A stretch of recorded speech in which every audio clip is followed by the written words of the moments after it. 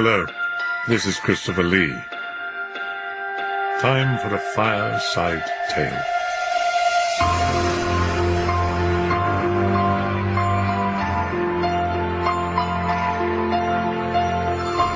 Feeling sleepy? Try to stay awake whatever you do, as you listen to tonight's sinuous story by Ambrose Bierce, The Man and the Snake.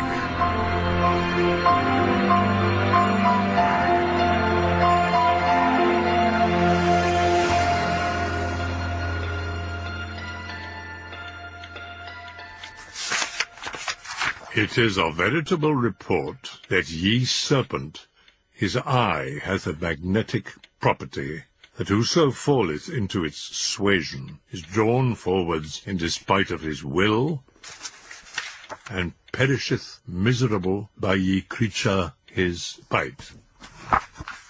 Stretched at ease upon a sofa in gown and slippers, Harker Brayton smiled as he read the foregoing sentence in old Morister's Marvels of Science. The only marvel in the matter, he said to himself, is that the wise and learned in Morister's day should have believed such nonsense. And he unconsciously lowered his book, without altering the direction of his eyes. What he saw in the shadow under his bed were two small points of light, apparently about an inch apart. He gave them but little thought, and resumed his reading. A moment later, something impelled him to lower the book again. The points of light were still there. They seemed to have become brighter than before, shining with a greenish lustre which he had not at first observed.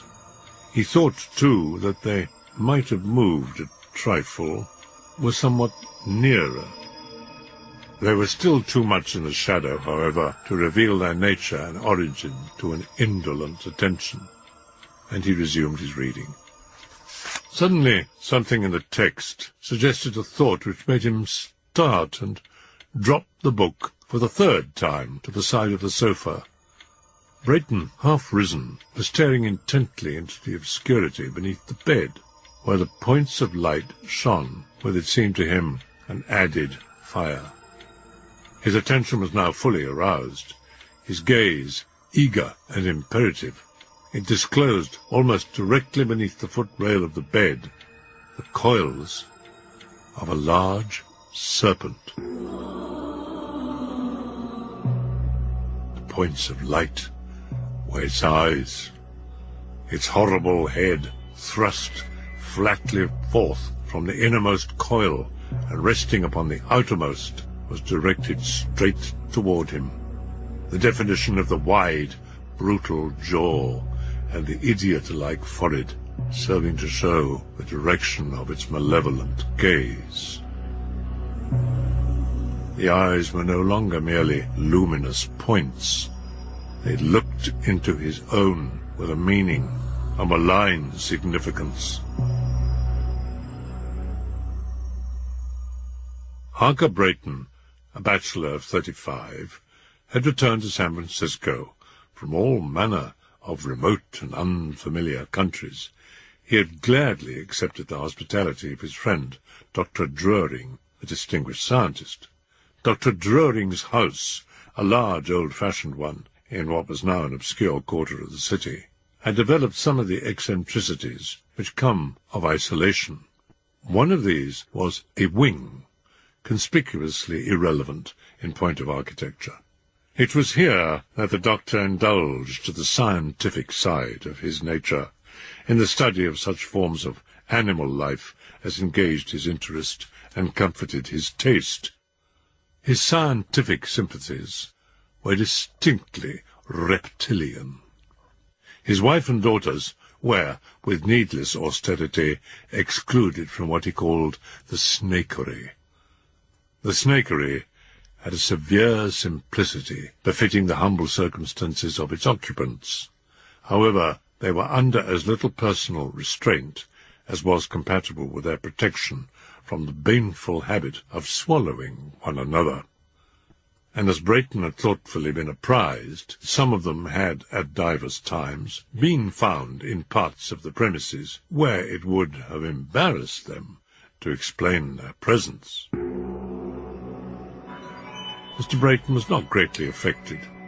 His first thought was to ring the call bell and bring a servant, but although the bell cord dangled within easy reach, he made no movement toward it. It had occurred to his mind that the act might subject him to the suspicion of fear, which he certainly did not feel. The reptile was of a species with which Brayton was unfamiliar. Its length he could only conjecture. The body at the largest visible part seemed almost as thick as his forearm. Was it venomous? Was it a constrictor? His knowledge of nature's danger signals did not enable him to say. If not dangerous, the creature was at least offensive. It was de trop, an impertinence.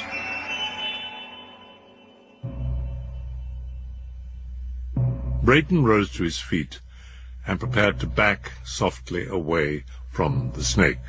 He knew that he could walk backward without obstruction and find the door without error.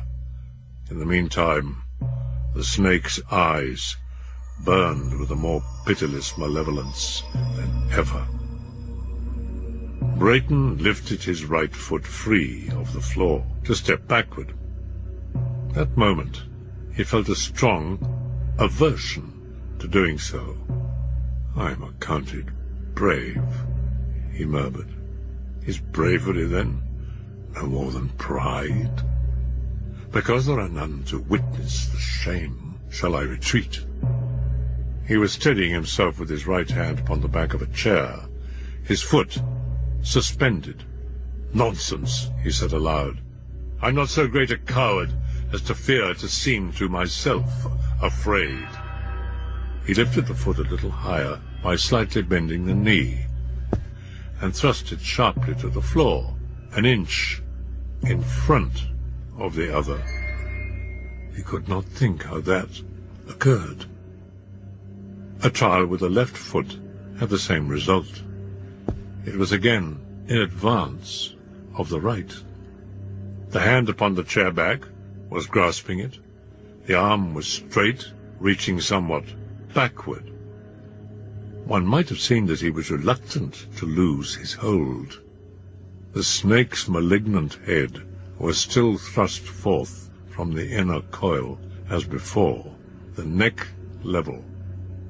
It had not moved, but its eyes were now electric sparks, radiating an infinity of luminous needles. The man had an ashy pallor. Again he took a step forward, and another, partly dragging the chair, which, when finally released, fell upon the floor with a crash. The man groaned. The snake made neither sound nor motion, but its eyes were two dazzling suns. The reptile itself was wholly concealed by them. They gave off enlarging rings of rich and vivid colors, which at their greatest expansion successively vanished like soap bubbles. He heard somewhere a continual throbbing of a great drum with desultory bursts of far music, inconceivably sweet like the tones of an Aeolian harp. He knew it for the sunrise melody of Memnon's statue, and thought he stood in the Nile's side reeds, hearing with exalted sense that immortal anthem through the silence of the centuries. A landscape glittering with sun and rain stretched before him, arched with a vivid rainbow. In the middle distance, a vast serpent wearing a crown reared its head and looked at him with his dead mother's eyes. Suddenly, this enchanting landscape seemed to rise swiftly upward and vanished. Something struck him a hard blow upon the face and breast. He had fallen to the floor. The blood ran from his broken nose and his bruised lips. In a few moments he had recovered, and then realized that his fall, by withdrawing his eyes, had broken the spell which held him. But the thought of the serpent within a few feet of his head, yet unseen, perhaps in the very act of springing upon him and throwing its coils about his throat, was too horrible. He lifted his head, stared again into those baleful eyes, and was again in bondage. The snake had not moved. Beneath that flat and brainless brow, its black, beady eyes simply glittered with an expression unspeakably malignant. Now ensued a fearful scene. The man, prone upon the floor, within a yard of his enemy, raised the upper part of his body upon his elbows, his head thrown back, the legs extended to their full length. His face was white between its gouts of blood. His eyes were strained open to their uttermost expansion. There was froth upon his lips. It dropped off in flakes. Strong convulsions ran through his body, making almost serpentine undulations. He bent himself at the waist, shifting his legs from side to side. At every movement left him a little nearer to the snake. He thrust his hands forward to brace himself back, yet constantly advanced upon his elbows.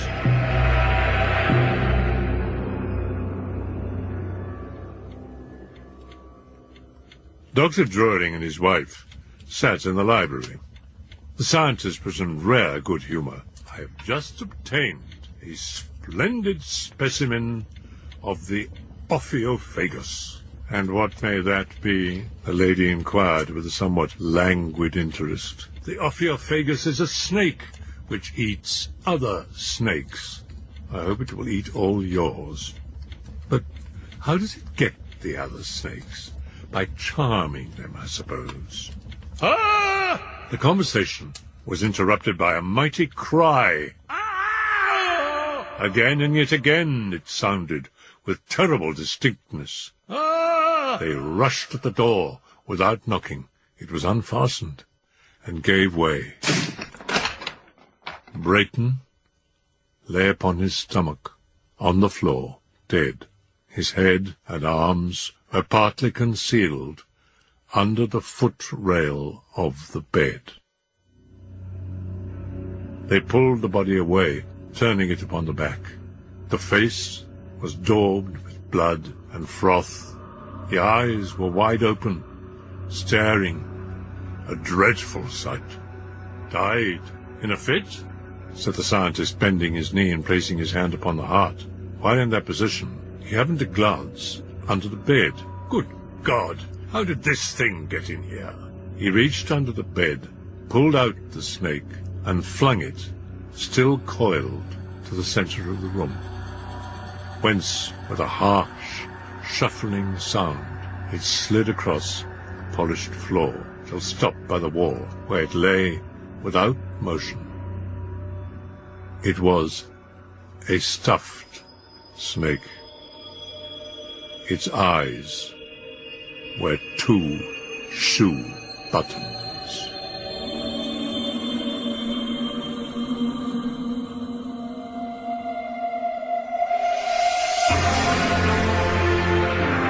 These Fireside Tales are abridged by Tamsin Collison, with music by Chris O'Shaughnessy and produced by Frank Sterling. They are a unique production for Radio 2.